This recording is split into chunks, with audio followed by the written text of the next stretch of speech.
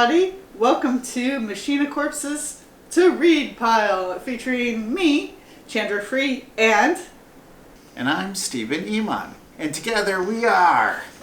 Machina Corpse! Yay! I assume she's also going, yay! And we're doing two separate videos because we couldn't be in the same spot. Woo! So it's going to be a short video, but these are things that we're thinking about reading, or we're in the process of reading. And I just got this book the other day, Barking by Lucy Sullivan, and I have been drooling over this book for like years. I think it came out originally, or it was kind of poked about in 2019, and the visuals are just so stunning.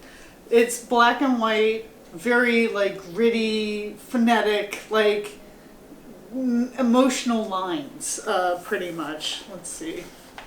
Stuff like this, like it's just so grueling and so beautiful. Like I'm so intrigued by it. It's dealing with a psychological bent person who's kind of going insane or crazy or something's not right and they're starting to see things. Sounds familiar. I'm really intrigued by this book. It's from Avery Hill Publishing, and that's my first one.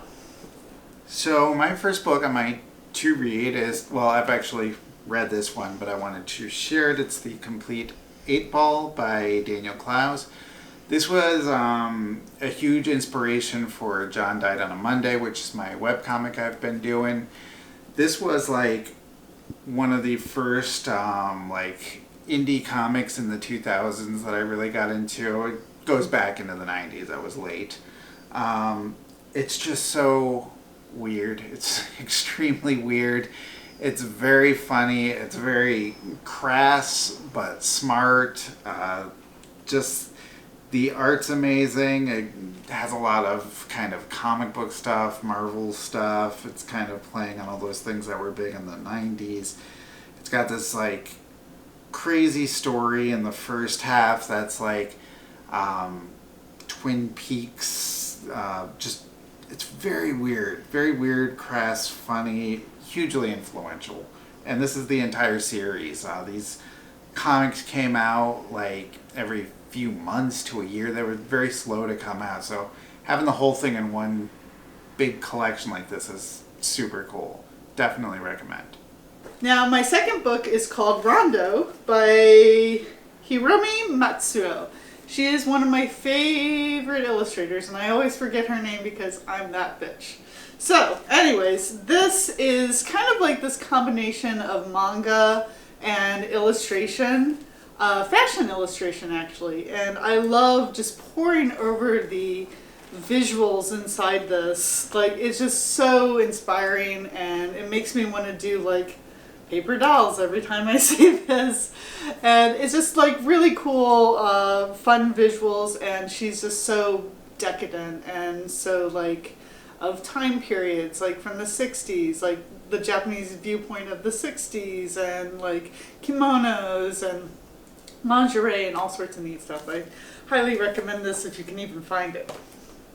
These guys I don't think are in print. They're kind of hard to find. I couldn't find them at any bookstores, but I knew I really wanted this. This is there's several of these. It's the Noir collection for Batman stories. They're famous Batman stories, and it is just the ink. It's black and white ink line art, and somehow I just like it more than the color version. Like I just love looking at this art. Every time I look at it, it makes me want to draw. Like this is just comic books. This is pure comics amazingness. This one in particular is the Dark Knight Returns. Definitely recommend. I ordered it on Amazon and took a week or something to get there, but it's super cool.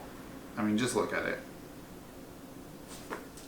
My last book is The Big Reveal by Sasha Velour. Now, you're like, well, that's not comics. Well, there are a few comics and illustrations within this book, this tome of a drag manifesto, pretty much, by one of my all-time favorite drag performers, Sasha Velour. She's very cool in the LGBTQAI plus community and really has a really interesting viewpoint on gender and gender constructs. Like, it's just a construct, tear it down.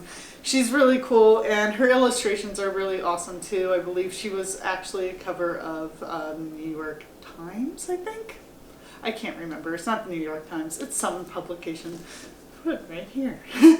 And my last book on my to-read pile is something I'm slowly going through. It's the comic book lettering guide. I am currently lettering The God Machine, which Chan is posting on Global Comics. I'm being the letterer default, so why not learn how to letter whilst doing it? This tells me all the things that I'm doing wrong. I'm not even using the right program. Apparently Illustrator is the place to be, but it's full of information. Definitely learn something every time I pick this up. It's very interesting, learning a lot about the art of lettering, and it is an art. It is a challenge, and respect to the letterers out there. Alright, and that is Machina Corp's current read pile. Of course, it's always fluctuating, always changing. What are you reading right now? What comics are you reading? What art collections, manga? Could have gotten into manga. There's a lot of that always on my to read pile. I'd love to hear from you. Don't forget, like, comment, and subscribe. It helps us every time. Comment. Ring the bell. Ding.